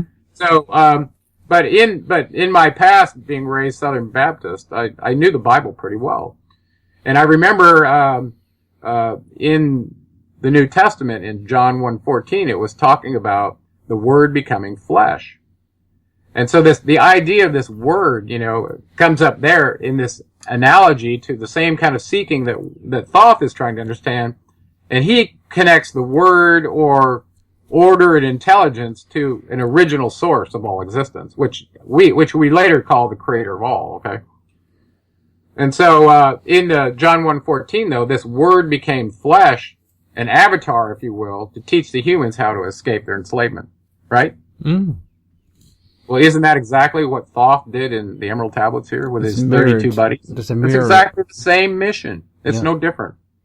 So I saw those 2 and 2, and then all of a sudden I started pondering adding more AKA names for Thoth because he had such a long list. And now, after I've gone through the tablets, I realize how many different avatar bodies he's able to take on. It's totally up to him. There's probably uncounted ones that we don't even have records of. So, lots of different names for it. Ningshita, Thoth, Hermes, Mercury, Melchizedek, Jesus, Buddha. You go on and on and on. This is going to be just like slipping into a suit. Spiritual teachers to many different cultures. This avatar business and this bodies and souls, this is just like slipping into a suit for these guys, Gerald. Well, imagine how hard it is to keep track of a genealogy table if, he was born to this one, but now he's occupied by that one, but it only went on for 30 years, and then he left him, and now he's himself again. I mean, it's just like, okay. There's the blood and the spirit, and sometimes they're not the same. Mm. Perhaps that's why we have all these different genealogy tables that are matching up or some way comparative. We have the god of the underworld in Ireland, the god of the underworld in Samaria, the god of the underworld in Mexico. We have these same titles or same roles being played, and we identify. Yeah.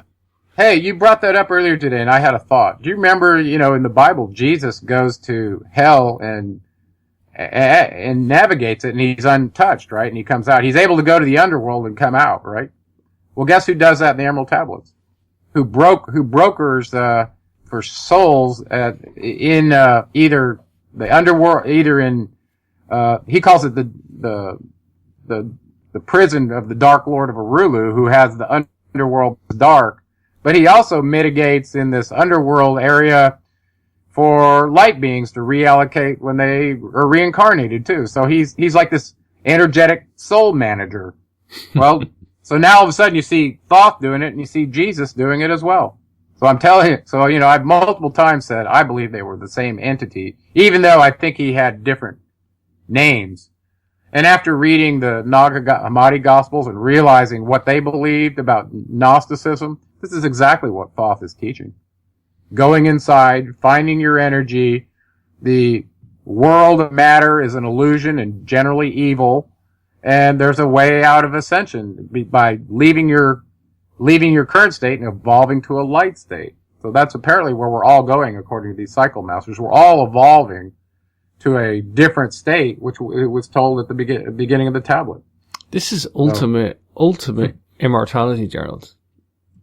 Well, we're immortal spirits. If we claim our birthright as a sun soul spirit with this Ba energy that's been put into us by Enki, he tells us he did that, then, we are immortal.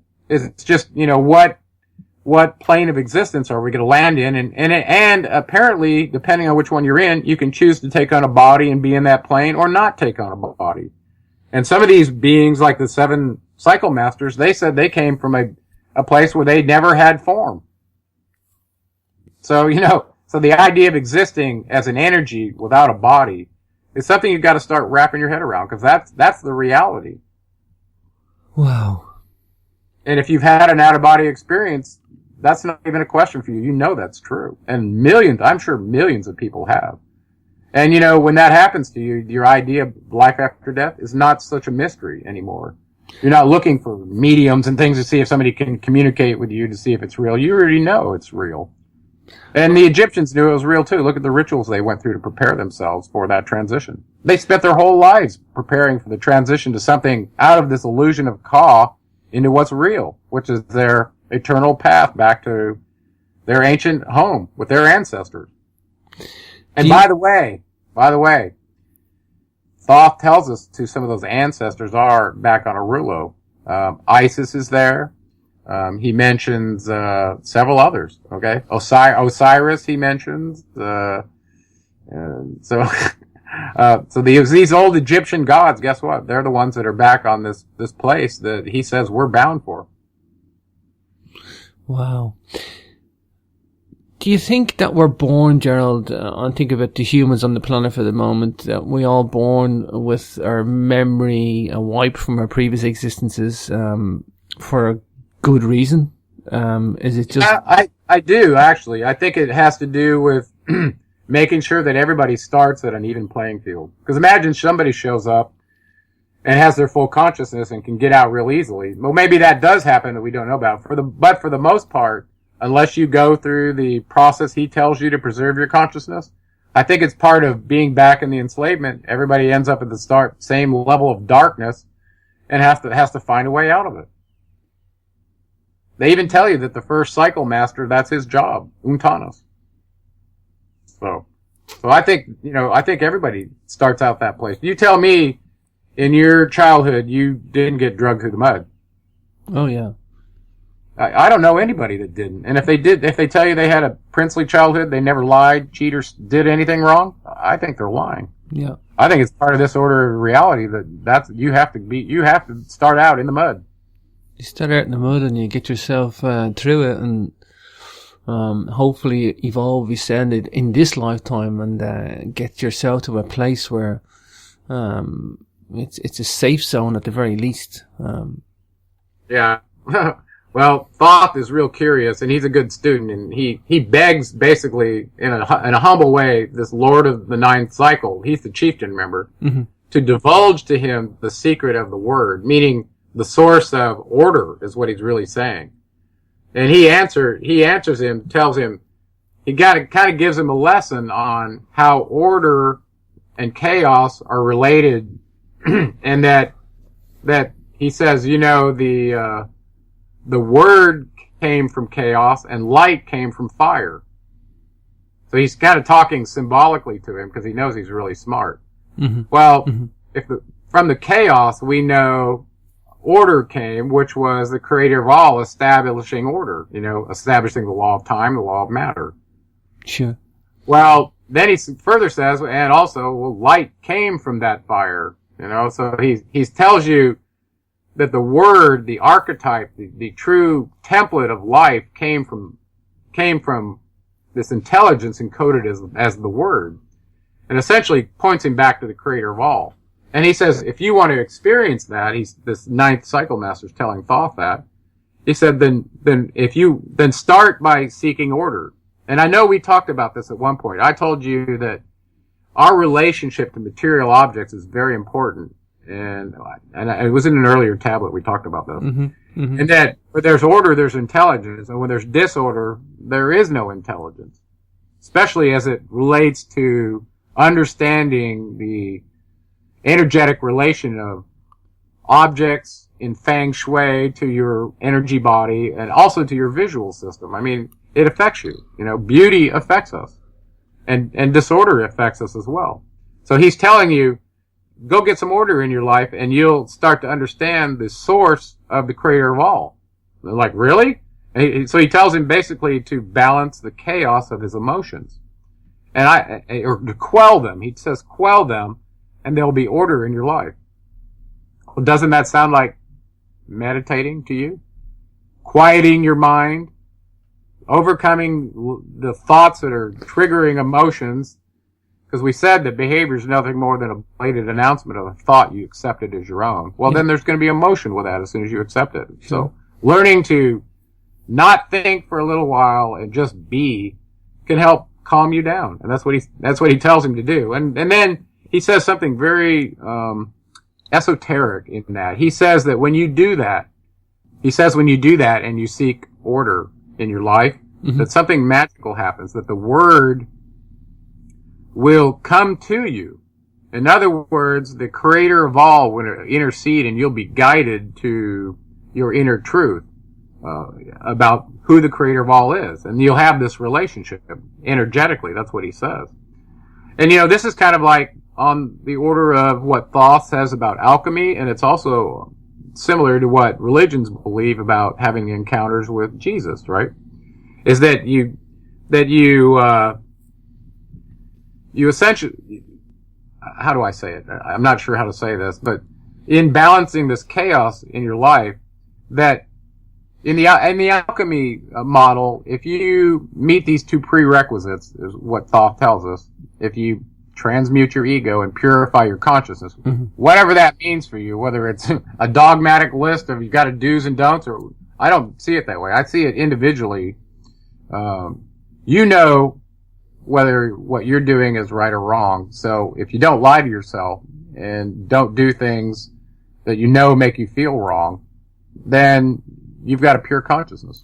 And your words match your deeds, okay? So you're in integrity with yourself. That's what I'm saying. The stakes are high, Gerald, but the payoff is really high too. The payoff is freedom. Right.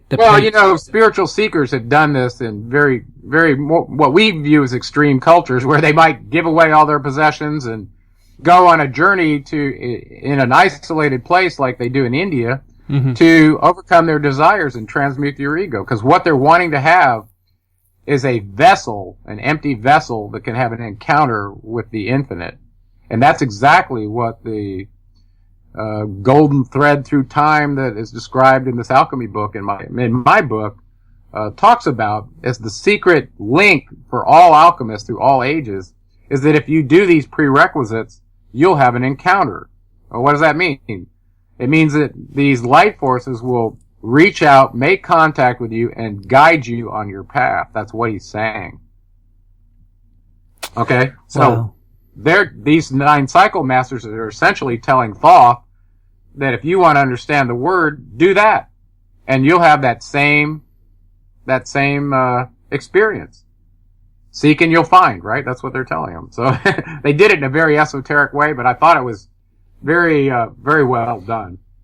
So, that lesson's true for us too. If you want to get order in your life and be balanced, then learn to quell your emotions. Learn to conquer your real estate. Don't worry about conquering somebody else's territory. Conquer your own. Because it's hard to sit for 15 or 20 minutes and not have any thoughts and just experience the energy of the universe. And it's transforming. That's why people do it. A lot of people want to project and they want to dictate to others, or they want to judge others, and they want to get into everybody else's real estate, as you say, Gerald. But inevitably, you got to deal with your own.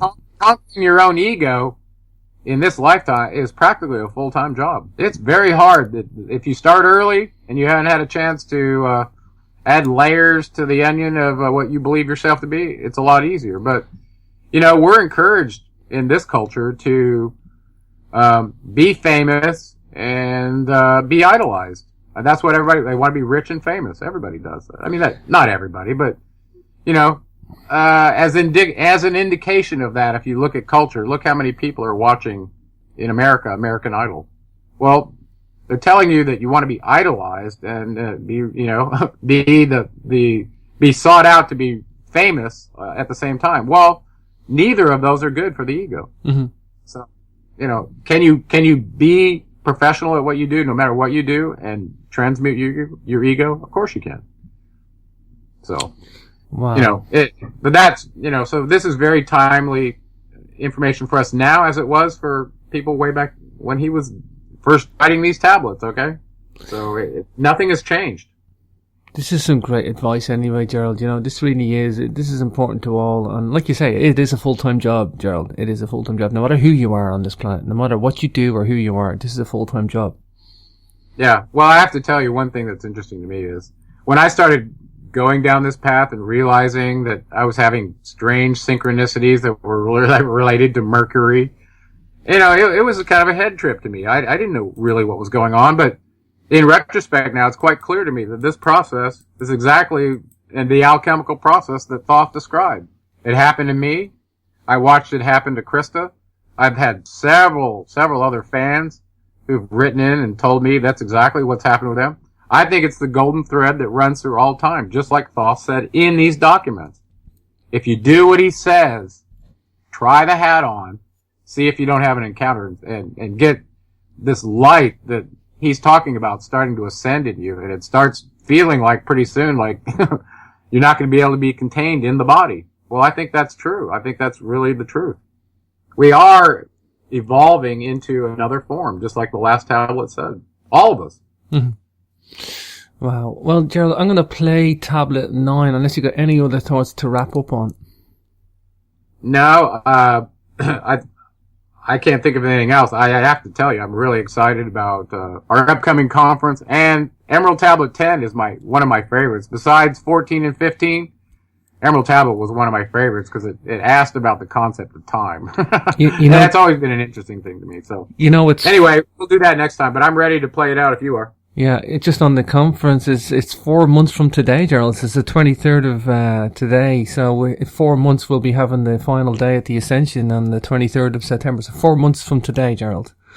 Yeah, well, I'm actually really excited about the response we've had so far. I think personally it's going to sell out very quickly, and we're going to be. And just for those of you who are listening, that we have an option to get a larger space, and we'll look to do that if that happens. So. Yeah, and I'm going to try and make myself available to people to philosophize, to talk, and get some of the knowledge that I have to people. That's the aim of coming to Mexico, to meet you, Gerald, to talk to you and get knowledge from me and you to each other, and to give it to the audience as well, and to tie up some, links between commonalities of other cultures and civilizations. And it's just going to be a wonderful event. Looking forward to it. Yeah, I hope this doesn't sound weird, but when we first planned this event, it was early in the year. We hadn't done I think we've only had done a couple of shows together. Yeah. And we weren't really focused on all the stuff that's going on in the world right now. Looking like volcanoes all over, earthquakes, just crazy earth changes. And we did a Nibiru status update not long ago, and the conclusion in there is there's a high potential that Nibiru could be in perihelion. And if that's the case, the idea that you chose the name an ascension event, and it turns out to be in September when a lot of these events are coming to a head, I wonder if that was a coincidence, James. There's nothing coincidence in this world, it's all planned. I just thought I'd throw that out there so you have something to think about. But for sure. Anyway, listen, great show tonight. Let's play this out, and I can't wait till let's get the next one done. Oh, for sure, Gerald. I'm really excited as well. So let's play Emerald Tablet 9, The Key of Freedom of Space. Tablet 9, The Key of Freedom of Space. Thoth reminds us as a species that ye are the ultimate of all things, but have forgotten our heritage, forced into bondage with our soul, fettered by the chains of darkness. We are told we are only a spirit, the body is nothing but a shell to be cast off, and the soul is all. Thoth states that all exists is only an aspect of greater things, and that space is not boundless, but rather partitioned by angles and curves. A holographic simulator, it would seem, having transient matter for decoration. He instructs that we are connected by an energetic web to other space brethren. We are told that there are 9 dimensions or cycles of space, and the same number of levels of consciousness controlled by the 9 lords of the cycles, 7 of which were highlighted, 3 through 9, the chieftain. The access to the 9 worlds within worlds inside us, 33, pages 314 to 324 posited, most likely allude to the wavelength frequency of each chakra or ganglia. Most traditions only account for 7, but others show up to 13. Only the one who is seeking may ever hope to get free. The flame is the source of all things, containing all things in potentiality. The Word is the source of all existence.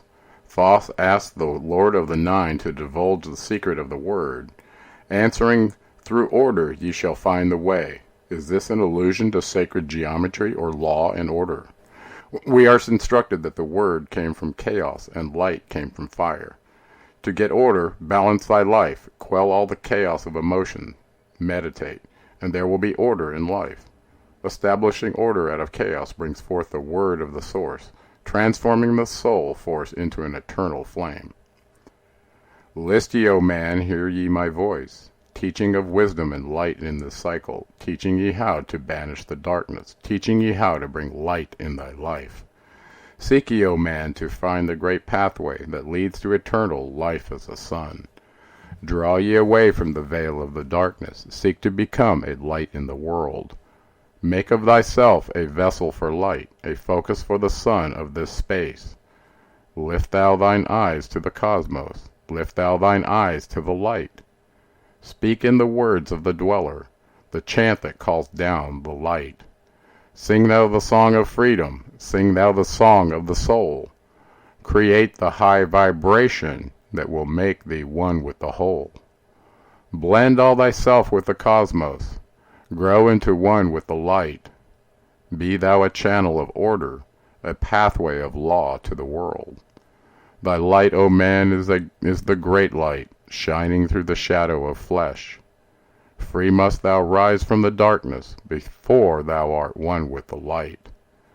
Shadows of darkness surround thee. Life fills thee with its flow. But know, O man, thou must arise, and forth thy body go. Far to the plains that surround thee, and yet are one with thee too. Look all around thee, O man. See thine own light reflected. Aye, even in the darkness around thee, thine own light pours forth through the veil. Seek thou for wisdom always, let not thine body betray. Keep in the path of the light wave.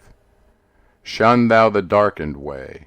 Know thee that wisdom is lasting, existing since the all-soul began, creating harmony from by the law that exists in the way. List ye, O man, to the teachings of wisdom. List to the voice that speaks of the pastime. I shall tell thee the knowledge forgotten. Tell ye of wisdom hidden in pastime, lost in the midst of darkness around me. Know ye, man, ye are the ultimate of all things. Only the knowledge of this is forgotten. Lost when man was cast into bondage, bound and fettered by the chains of darkness.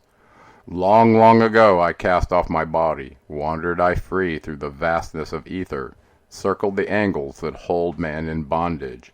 Know ye, O man, ye are only a spirit. The body is nothing.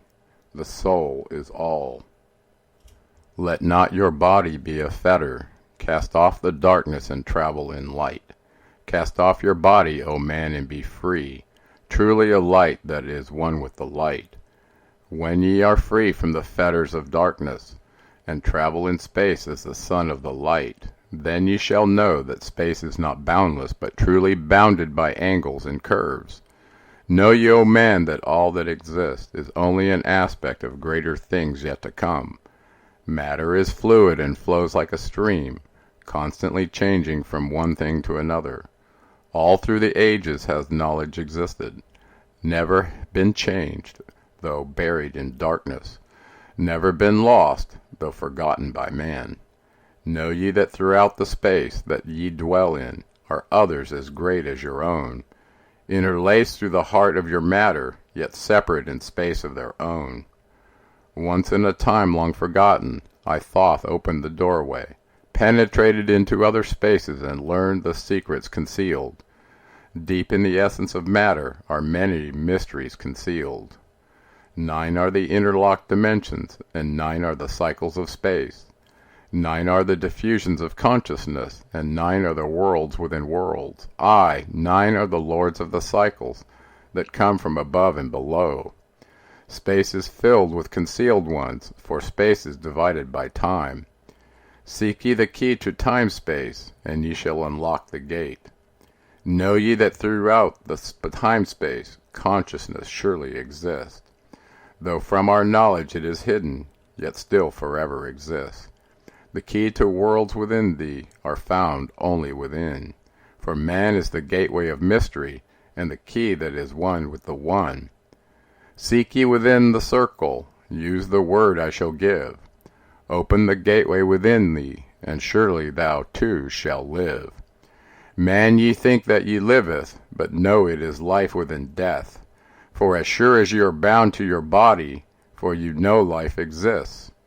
Only the soul is space-free, has life that really is a life. All else is only a bondage, a fetter from which to be free. Think not that man is earth-born, though come from the earth he may be. Man is light-born spirit, but without knowing he can never be free. Shadows around thee are falling, darkness fills all the space. Shine forth, O light of the man-soul, fill thou the darkness of space. Ye are son of the great light, remember, and ye shall be free. Stay not thou in the shadows, spring forth from the darkness of night. Light let thy soul be, O sunborn, fill with glory of light. Freed from the bonds of the darkness, a soul that is one with the light. Thou art the key to all wisdom, within thee is all time and space. Live not in bondage to darkness, free thou thy light form from night. Great light that fills all the cosmos, flow thou fully to man. Make of his body a light torch that shall never be quenched among men. Long in the past sought I wisdom, knowledge not known to man. Far to the past I traveled, into space where time began. Sought I ever new knowledge, to add to the wisdom I knew. Yet only I found did the future hold the key to the wisdom I thought. Down to the holes of Amenti I journeyed, the greater knowledge to seek. Ask of thee, lords of the cycles, thy way to the wisdom I sought. Ask the lords this question, where is the source of all? Answered in tones that were mighty, the voice of the Lord of the Nine. Free thou thy soul from thy body, and come forth with me to the light. Forth I came from my body, a glittering flame in the night. Stood I before the Lord, bathed in the fire of life. Seized was I then by a force. Cast was I to the abyss, through spaces unknown to man. Saw I the molding of order from the chaos and angles of night. Saw I the light spring from order, and heard the voice of the light. Saw I the flame of the abyss, casting forth order and light. Saw order spring out of chaos, saw light giving forth light. Then heard I the voice, hear thou and understand, the flame is the source of all things, containing all things in potentiality. The order that sent forth light is the Word, and from the Word come life in the existence of all. And again spoke the voice, saying, the life in thee is the Word. Find thou the life within thee, and have powers to use the Word. Long I watched the light flame, pouring forth from the essence of fire, realizing that life but order, and that man is one with the fire. Back I came to my body, stood again with the Nine, listened to the voice of the cycles, vibrate with power they spoke. Know ye, O Thoth, that life is but the word of the fire, the life forth ye seek. Before thee is but the word in the world as a fire. Seek ye the path to the word, and powers shall surely be thine. Then I asked of the Nine, O Lord, show me the path. Give the path to the wisdom. Show me the way to the word. Answered me then the Lord of the Nine, through order ye shall find the way. Saw ye that the word came from chaos? Saw ye not that light came from fire? Look in thy life for this order. Balance and order thy life. Quell all the chaos of the emotions, and thou shalt have order in life. Order brought forth from chaos will bring thee the word of the source, will thee the power of the cycles, and make of thy soul a force, that free will extend through the ages, a perfect sun from the source. Listened I to the voice, and deep think the words in my heart. Forever have I sought for order, that I might draw on the word. Yet know ye that he who attains it must ever in order be for use. Of the word through this order has never and can never be. Take ye these words, O man, as part of thy life, let them be. Seek ye to conquer this order, and one with the word thou shalt be. Put forth thy effort in gaining light on the pathway of life. Seek to be one with the sun state. Seek to be solely the light. Hold thou thy thought on the oneness of light with the body of man. Know that all is order from chaos, born into light.